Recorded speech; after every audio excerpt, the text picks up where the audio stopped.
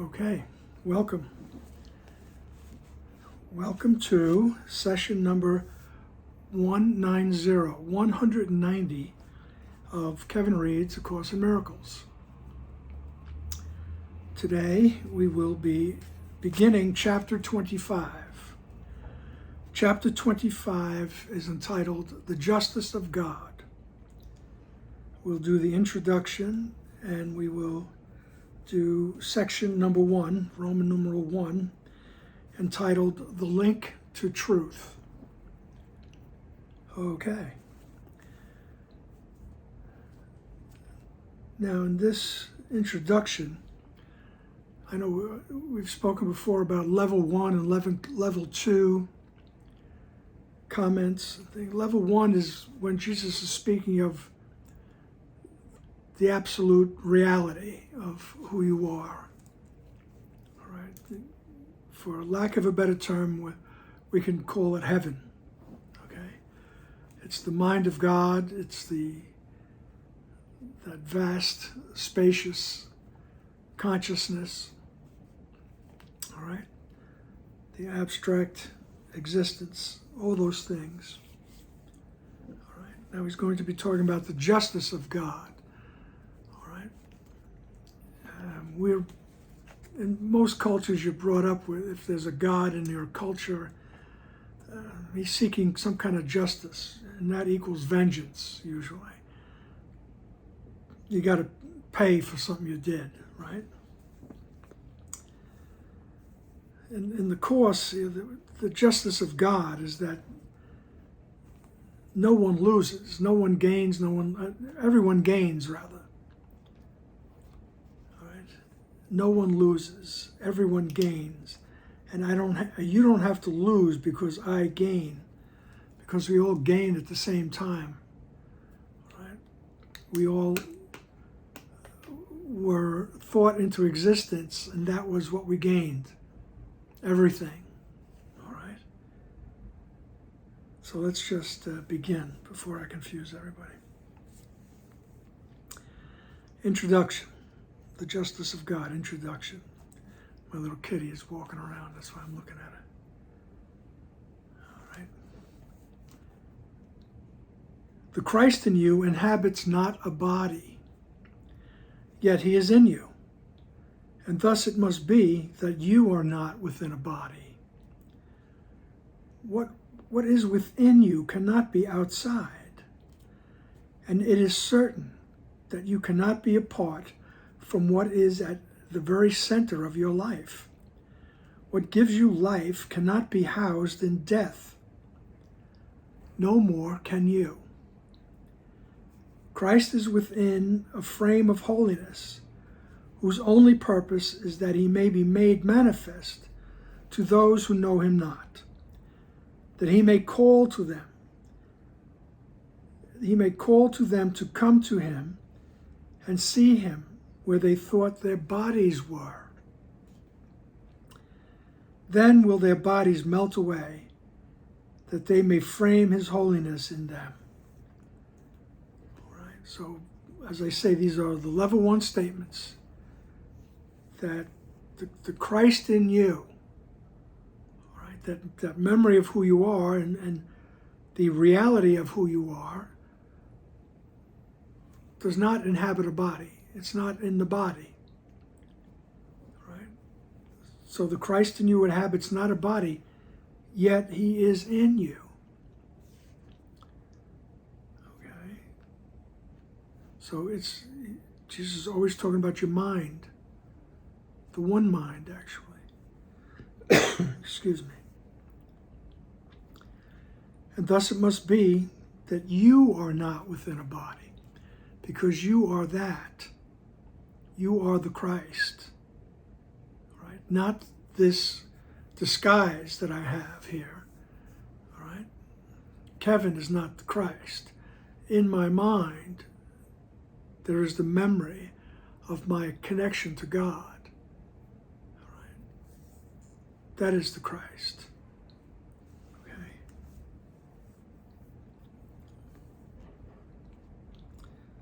So what is within you cannot be outside.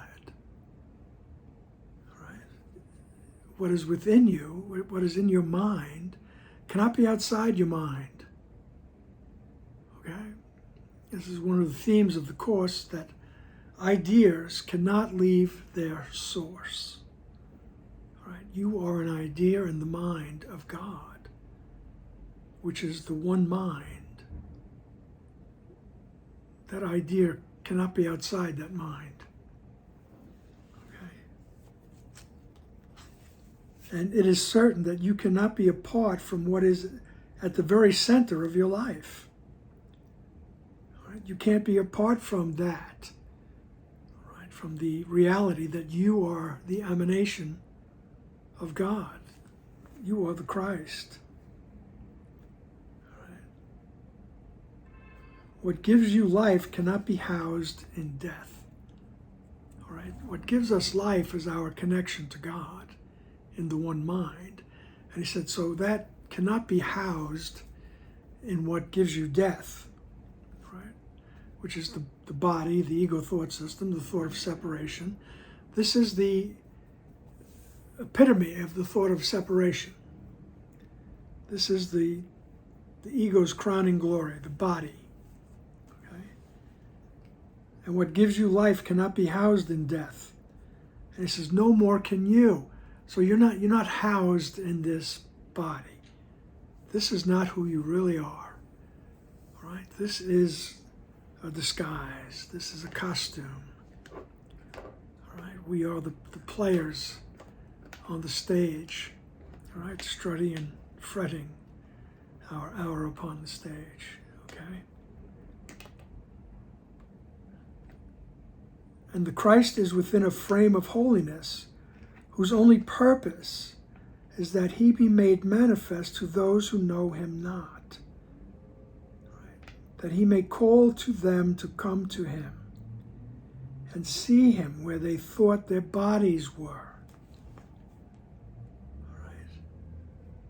So the Christ in us is framed in holiness, and it has the purpose of calling to everyone who doesn't realize that yet, who thinks they are this. Right? That's the purpose of the Christ in our memory.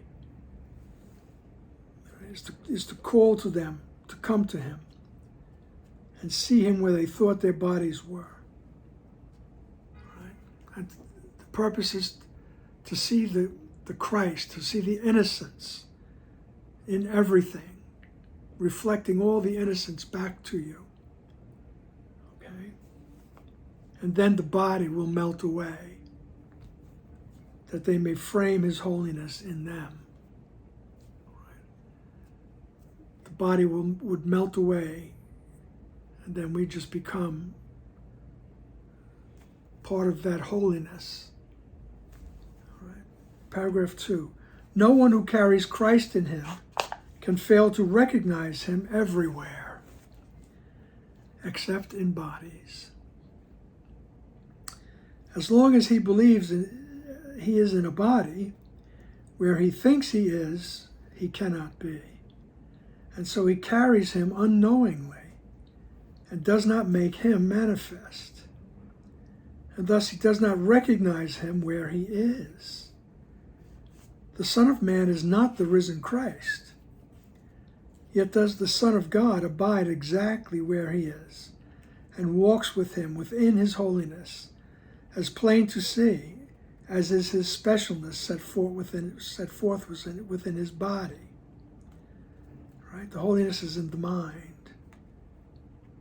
All right? So we all carry the Christ with us in our mind. All right?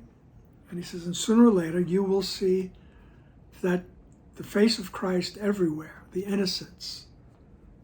Right? You will see the profound innocence everywhere, right? Except in bodies. Right? We have to look past the form.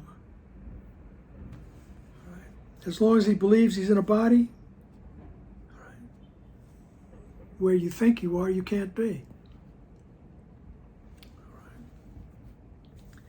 Trying to tell us very gently that this is this is all made up.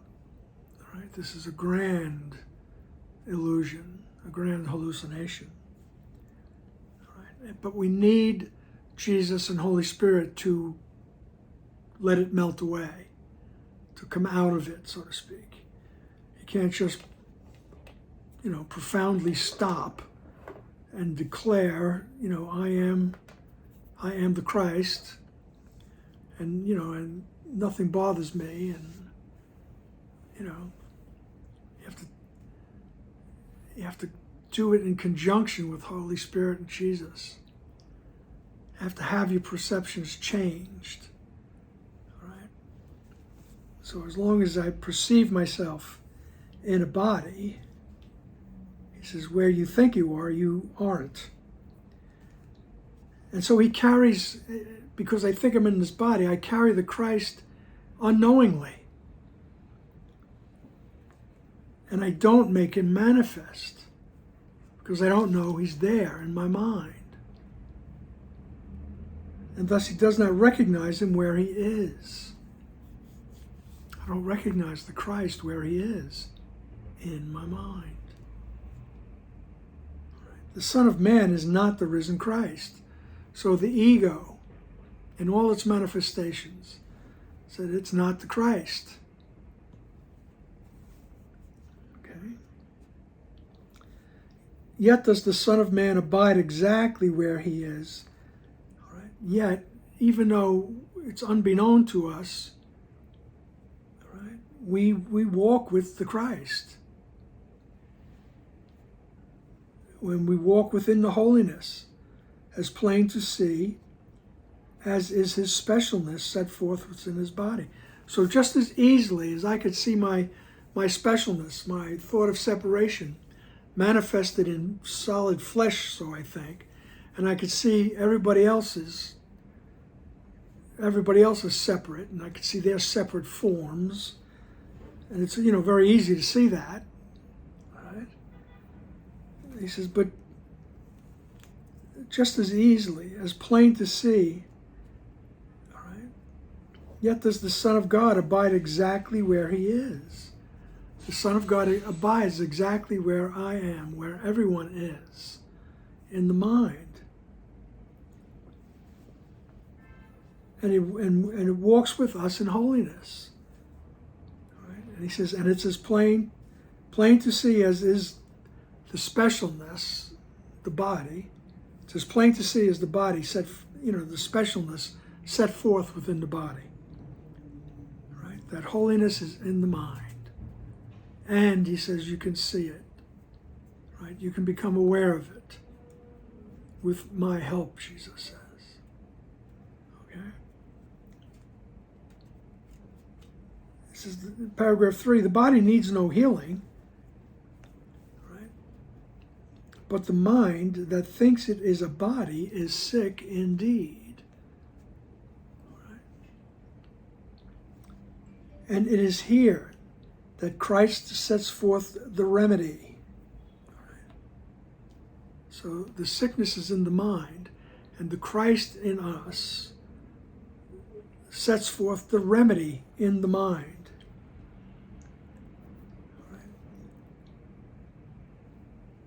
His purpose folds the body in his light and fills it with the holiness that shines from him. And nothing that the body says or does but makes him manifest. To those who know him not, it carries him in gentleness and love to heal their minds. Such is the mission that your brother has for you, and such it must be that your mission is for him. So we make the Christ manifest by choosing the purpose, right? That purpose of the Holy Spirit. Right? The Holy Spirit's purpose is to have us become aware of our innocence, our connectedness to the oneness, right? And the realization of who we are, the memory of who we are. And that's how we make it manifest. Right? His purpose folds the body in his light So if that's my purpose, is to have my perceptions changed, I want to see the truth above all else, right? You know, whatever words you want to use, you dedicate yourself to that, right? Dedication to that purpose will help us to enfold everything in light. Right? And nothing that the body says or does but makes him manifest. Now, everything we do and say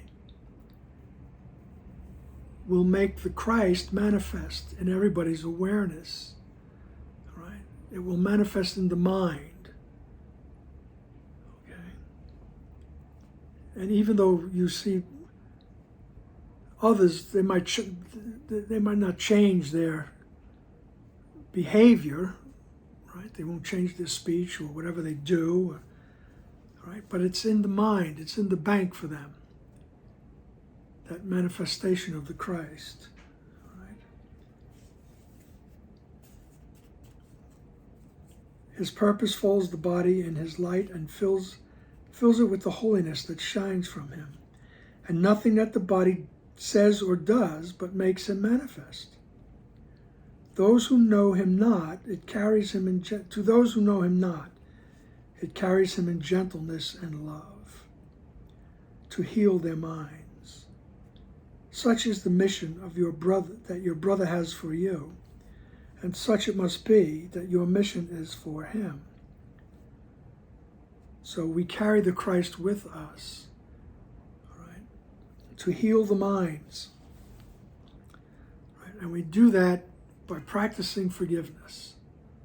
Right? That's how we reflect the Christ here on earth, right? Or in this form existence, wherever it may be. As we realize we want to stop projecting guilt and we want to see the other, my brother, I want to see him correctly. Okay? And so it carries us both in gentleness and love. All right? The Christ is in us, in our mind. Okay? So, section 1, the link to truth. All right? The link to truth is going to be the Holy Spirit, the memory of who you are. Jesus refers to him a lot of different ways, the bridge, the answer, things like that. So he is the link to the truth of who we are, the truth of our existence and the oneness. All right, we brought that memory with us into this dream. All right. Paragraph 1. It cannot be that it is hard to do the task that Christ appointed you to do, since it is he who does it. And in the doing of it, will you learn the body merely seems to be the means to do it. For the mind is his, and so it must be yours. His holiness directs the body through the mind at one with him. And you are manifest unto your holy brother as he to you. Here is the meeting of the holy Christ unto himself, nor any differences perceived to stand between the aspects of his holiness, which meet and join and raise him to his Father, whole and pure and worthy of his everlasting love.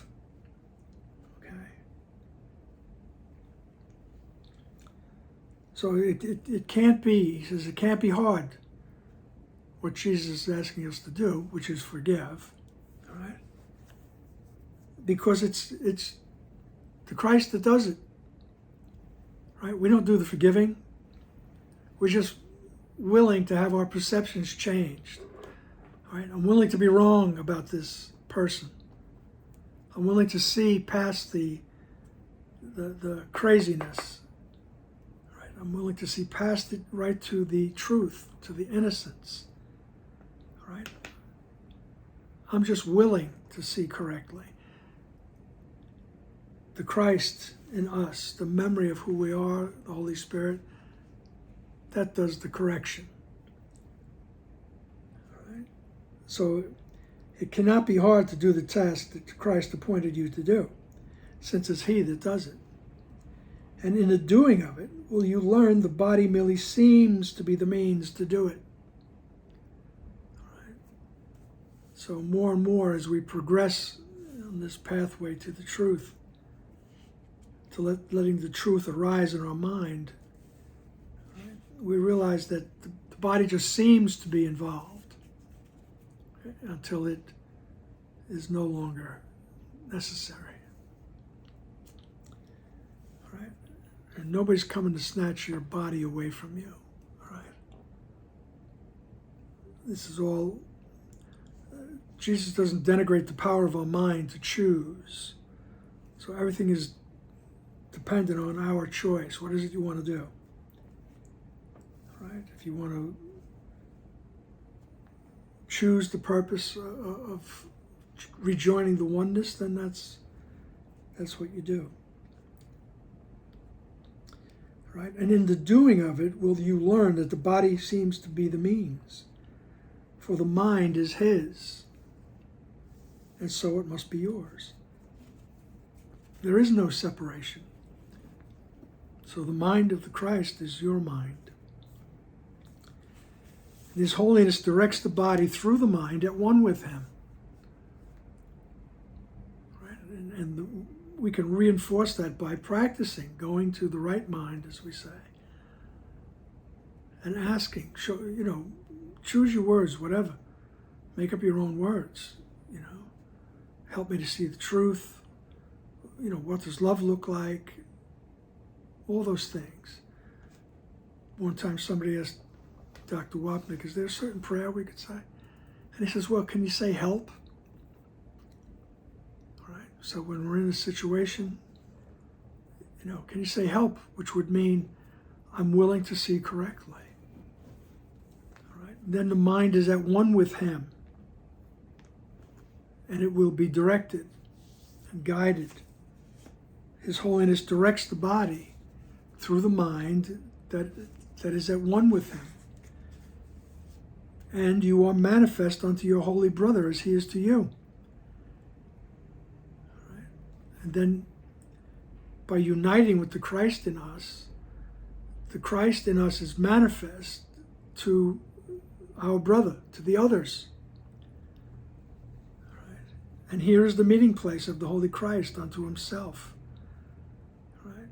Nor any differences perceived to stand between the aspects of His holiness, which meet and join and raise Him to His Father, whole and pure and worthy of His everlasting love. Right? He says, and you'll see no differences, in other words. There won't be any differences to perceive, right? That will distract you from the awareness of your holiness and the holiness that's all around you. Okay? So there'll be no differences to stand between the aspects of His holiness, which meet and join and raise Him to His Father. All right, and we raise the Christ to the Father, whole and pure and worthy of His everlasting love. Paragraph 2. How can you manifest the Christ in you except to look on holiness and see Him there? Right? Perception tells you you are manifest in what you see. Behold the body, and you will believe that you are there. And everybody that you look upon reminds you of yourself, your sinfulness, your evil, and above all, your death. And would you not despise the one who tells you this and seek his death instead? The message and the messenger are one. And you must see your brother as yourself. Framed in his body, you will see your sinfulness, wherein you stand condemned. Set in his holiness, the Christ in him proclaims himself as you. So if I'm asking to see correctly, when I see correctly, when my perceptions are corrected, because the Christ in me is doing it, is correcting it, right? Then I will see the other differently. And he says that set in this holiness, the Christ in him proclaims himself to you. We see that the Christ is all around when we connect with that in our mind. Right? And we just go to the right mind, as we call it. And, like I say, you use whatever words you want. Right? I don't want this interpretation anymore. Right? And we gradually work our way up to that grand aha moment when the Christ will manifest to you in everything. All things will reflect the Christ to you, and you will realize that you are one with everything.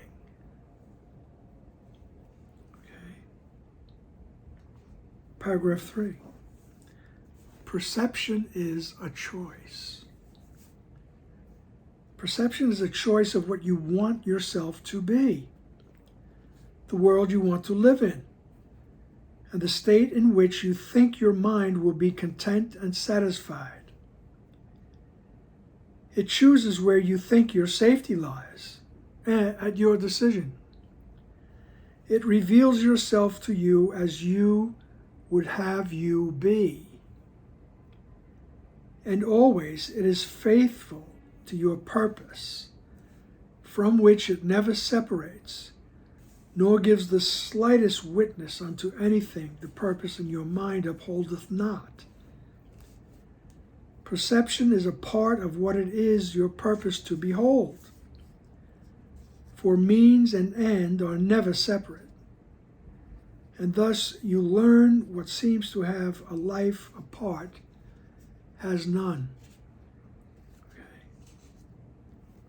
And thus you learn what seems to have a life apart has none. Right? We're advancing toward learning. Right? That what seems to have a life apart from the oneness, he says actually has none. Okay? But this is a very important paragraph. Perception is a choice of what you want yourself to be. Do I want myself to be an individual? Do I want myself to be separated from the oneness? Or do I want myself to be united with the oneness and united with my Creator?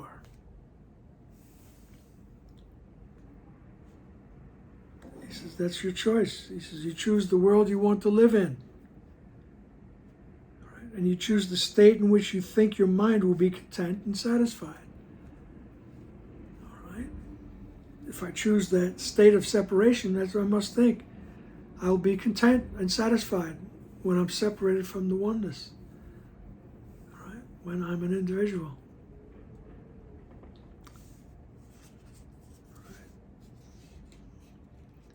And perception is that choice. It chooses where you think your safety lies at your decision. All right? And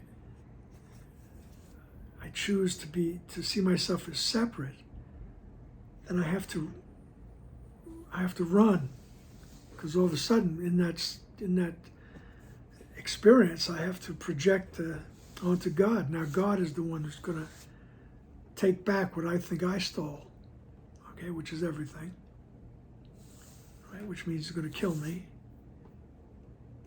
right?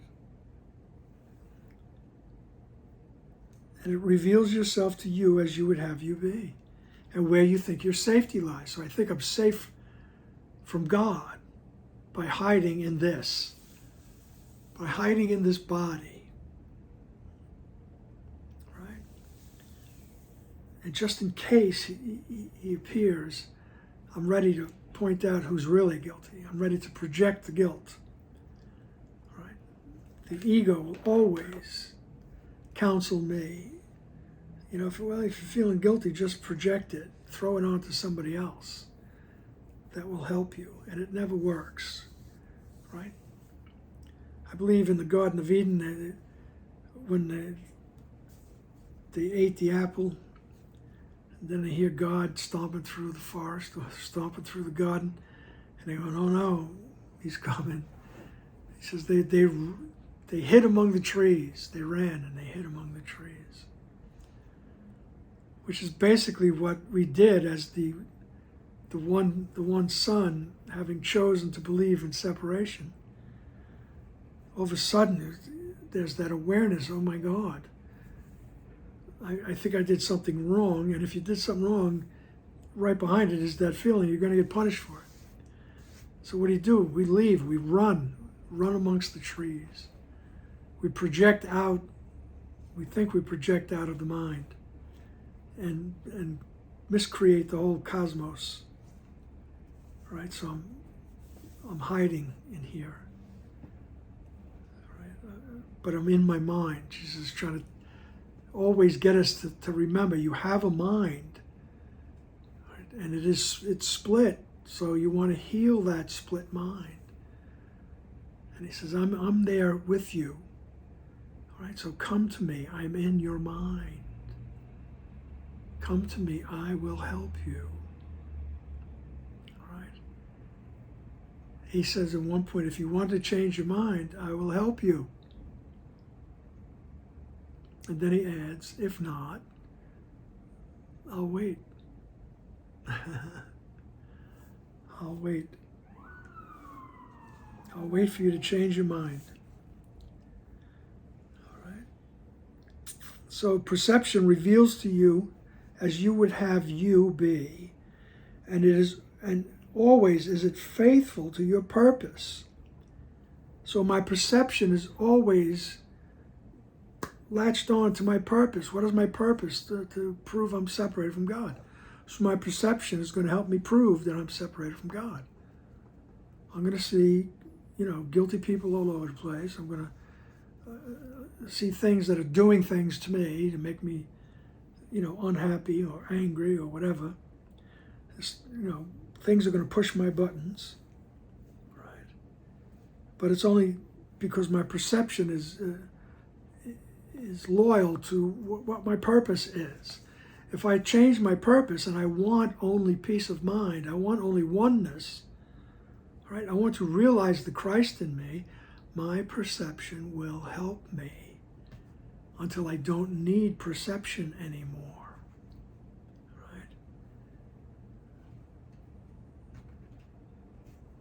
right? Because I will know everything. I don't need to perceive anything. There will be no duality. There'll be nothing to perceive. Right? There's no me and you. There's no me and God. Right? He's going to tell you there's no Father, Son, and Holy Spirit, as the Christian church would say. They're not separate. There's only God. Right? And you are a thought in the mind of God. Right? But our perception is faithful to your purpose, from which it never separates, nor does it give slightest witness unto anything that the purpose in your mind does not upholdeth not, for all you Shakespearean people. All right? Perception is a part of what it is your purpose to behold. All right? For the means and the end are never separate. And thus you learn what seems to have a life, apart has none. Right. You'll see that your perception is not apart from you. Right. It shows you what you believe.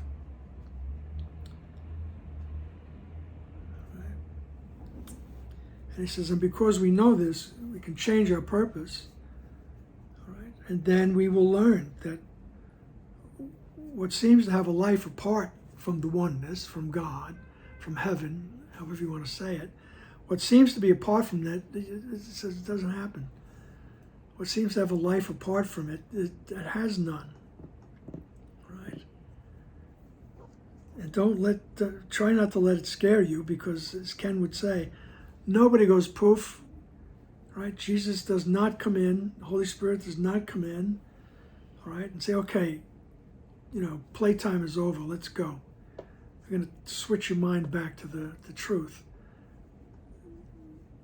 That doesn't happen either. We have to change our purpose. We have to choose to see the oneness instead of separation.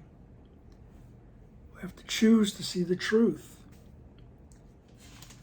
Paragraph 4, and the you is italicized for emphasis once again. All right? He's not talking to me as a body. He's not talking to you as a body or a personality. All right? He's not talking to you as the superstar that you are. All right? He's talking to you, the decision-making part of your mind. You are the means for God. Right? Not separate, nor with a life apart from His. His life is manifest in you who are His Son. Each aspect of Himself is framed in holiness and perfect purity, in love celestial, and so complete it wishes only that it may release all that it looks upon unto itself. Its radiance shines through each body that it looks upon. It brushes all its darkness into light merely by looking past it to the light. The veil is lifted through its gentleness, and nothing hides the face of Christ from its beholders. You and your brothers stand before Him now, to let Him draw aside the veil that seems to keep you separate and apart. It's happening right now. All right? You're standing with the Christ. And if we just acknowledge that, desire the awareness of that, it's just that veil that seems to keep you separate and apart will be moved aside. And it's so beautifully, we have to use words because that's who we are, to describe things. We're describing the indescribable, right? Which is who we really are. It's indescribable, right? You are the means for God. His life is manifest in you, who are His Son. You are the offspring. He's talking to the mind. Right? Your mind is the offspring of God. It's inseparable from God. Right? We've only believing a silly idea. Right? And you're a part of God, and each aspect of Himself is framed in holiness. Right? That's who you are. You're framed in holiness and perfect purity. Right? You're framed in love, celestial, and so complete. So this love that is you is so complete that you only wish to release it upon everything you see. So all you want to do is extend it. And that's our function in heaven. Is we release that love on everything, right? Because it's just part of who we are. Well, it is who we are. It's so complete. It wishes only that it may release all it looks upon unto itself. Right? Its radiance shines through each body that looks upon it, right? And brushes all the darkness into light, merely by looking past it to the light. All right? That's what we're trying to do, is look past the forms. I think the form is acting on me. All right, it's victimizing me, or it's even giving me pleasure, or it's giving me pain. He says you can also choose to look past the form, to see correctly, to have your perceptions corrected. All right. And each body, its radiance shines through each body that looks upon it and brushes aside all the darkness into light merely by looking past it to the light. Right? And we look past the form by asking, help me to see correctly. Right? And gradually it grows. Right? It just reinforces itself until you have that great aha. Oh, so this is what he means. All right.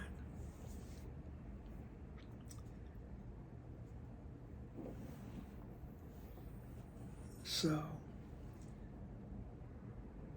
and we brush it past everything, looking past it to the light, and then the veil is lifted through its gentleness. There's no forcing of anything. There's only the gentleness of the choice, and the veil is lifted. All right? The veil is lifted through its gentleness, and nothing hides the face of Christ from its beholders. Nothing hides the innocence from the innocence of who you are, and the innocence that's all around you. When that veil is lifted, you and your brother stand before him now. So in this very moment, we stand before the Christ. We stand in the Christ. We stand before him now to let him draw aside the veil that seems to keep you separate and apart. The Christ in us will help us change our perceptions.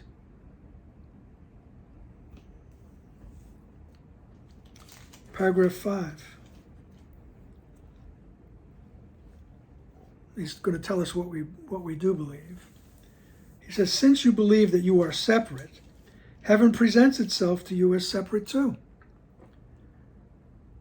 Not that it is in truth, but that the link that has been given you to join the truth may reach to you through what you understand. Father and Son and Holy Spirit are as one, as all your brothers join in one truth. Christ and his Father never have been separated, never have been separate. And Christ abides within your understanding in the part of you that shares his Father's will, right? Which is the mind. And here it is. Paragraph 5, sentence 5. The Holy Spirit links the other part. All right. That tiny mad desire to be separate, different, and special, to the Christ, to make the oneness clear to what is really one. It is this world that is not understood, but can be taught. All right? We can be taught about the oneness. Right? We don't understand it. I mean, you can't verbalize it. You can't verbalize the experience, really. Although many people have tried. And they get close. All right? He says, but there's a part of your mind that is united with the Father. Right? Father and Son and Holy Spirit are as one. And all your brothers join in as one in truth. So we're all joined as one in truth, he says. All right. And Christ and his Father never have been separate. All right. And Christ abides within your understanding in the part of you that shares his Father's will. That's the right mind. Right? That's the part of the mind that we have dissociated from. by believing we're separated. We dissociate. We forget that we're in that mind, where the Christ abides in that mind. All right. Now, there's that mind that is linked with the Father's will, that is linked with the Father. It's the Father's mind is part of it. He says, then there's that piece of your mind that thinks it's separated. All right? And he says, the Holy Spirit is the link to truth. All right? That's the section title, the link to the truth. The Holy Spirit, we call it. All right? The Holy Spirit links the other part, that part that thinks it's separate. It links the other part, the tiny mad desire to be separate, different, and special. I don't want to be an individual. All right? I can hear that song, I wish I was special. Right?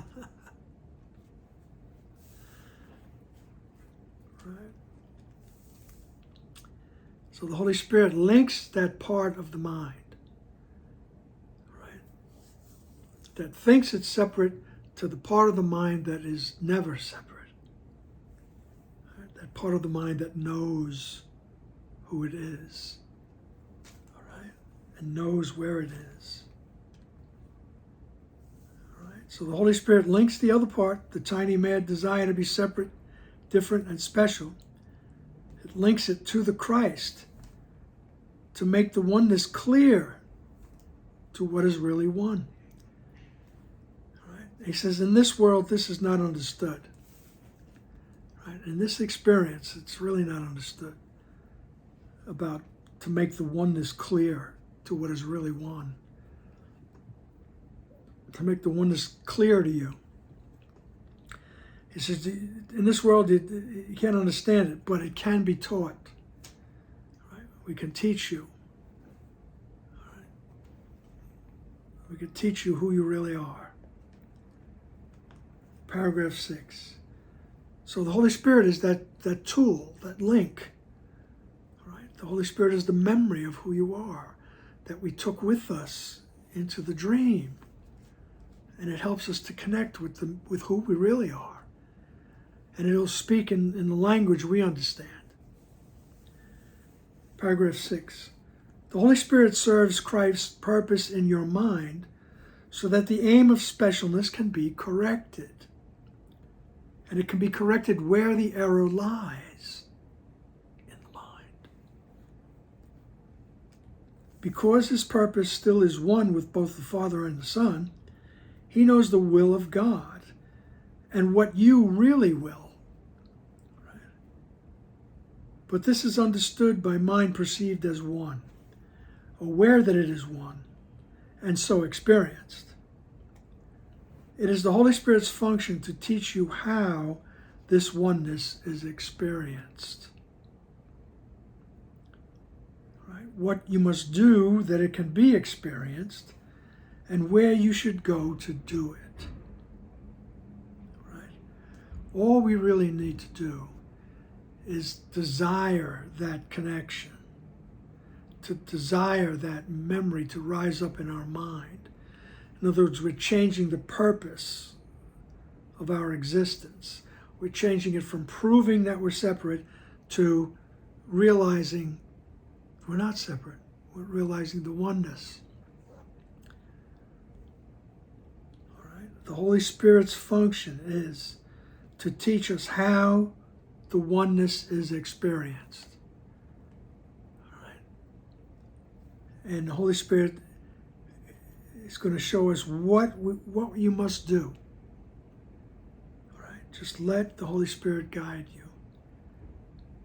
All right? It will teach you how to experience. The oneness is experienced.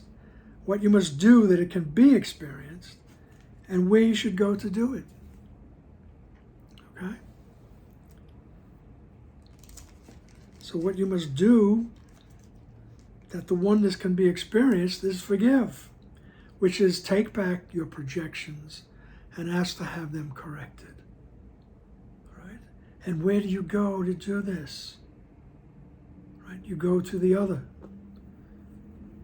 You go to your brother and practice your forgiveness. All right. And the Holy Spirit will guide you.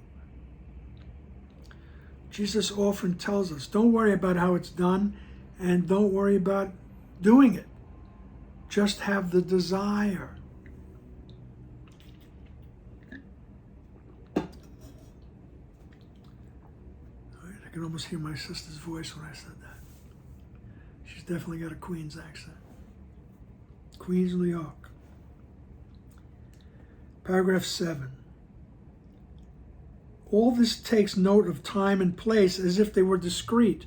So all this guidance from the Holy Spirit, once we have dedicated or changed our purpose, all this guidance that comes from Holy Spirit, he said it takes place as if time and place were discrete, as if time and space were real.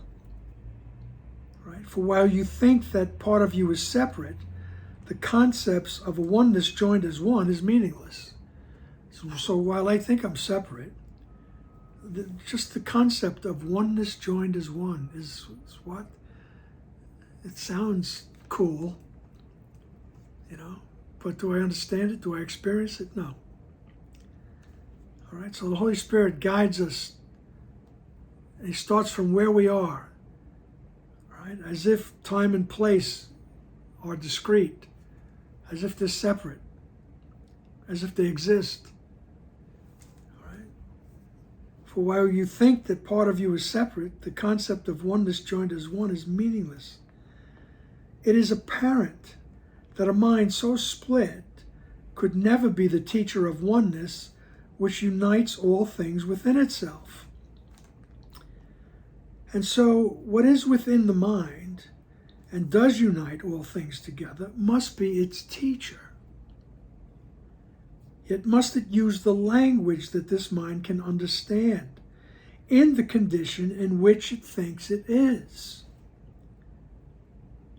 And it must use all learning to transfer illusions to the truth, taking all false ideas of what you are and leading you beyond them to the truth that is beyond them. All this can very simply be reduced to this. What is the same cannot be different. And what is one cannot have separate parts. What is the same cannot be different. You are the same as God. You can't be different. And what is one, you are one with God. You can't have separate parts. All right? So I'm sure Jesus didn't say it with that tone of voice, but that's what he's trying to tell us. And it's actually very comforting because this learning that we're in the process of doing, once we decide, I really want to see the truth. I want to experience the truth. I no longer want to project guilt. Right? I don't want to see myself as guilty, and I don't want to project it onto anybody else. Right? Because what thinks that I'm guilty says you can't teach yourself about oneness because you think you're guilty. And so what is within the mind and what is that unites everything, right, becomes our teacher. That's Jesus, the symbol of Jesus, Holy Spirit, right? It's that concept of unconditional love and security and direction. And in the Course, we refer to them as Jesus and Holy Spirit. All right? As long as you have that concept, call it what you want. All right? So he's telling us that this is meeting us where we are. And once we have made the choice, it will help us. It will help us to use everything. Right? Yet it must use the language that the mind can understand in the condition in which it thinks it is. So everything that I think I understand will be used, right, to help me get to the truth. And it must use all learning to transfer illusions to truth. All right? Taking all false ideas. There's no order of difficulty. One thing is not more important than the other. A false idea is false. Taking all false ideas of what you are and leading you beyond them to the truth. All right? The Holy Spirit, Jesus, will lead us beyond all our concepts to the truth that is beyond all those concepts. All right? Using every experience that we think we're in. All right? Every job, every country, every relationship, right? Everything can be used to lead us beyond the illusions to the truth. Right? And he says it can be very simply reduced to this: the truth of who you are. What is the same cannot be different. And what is one cannot have separate parts.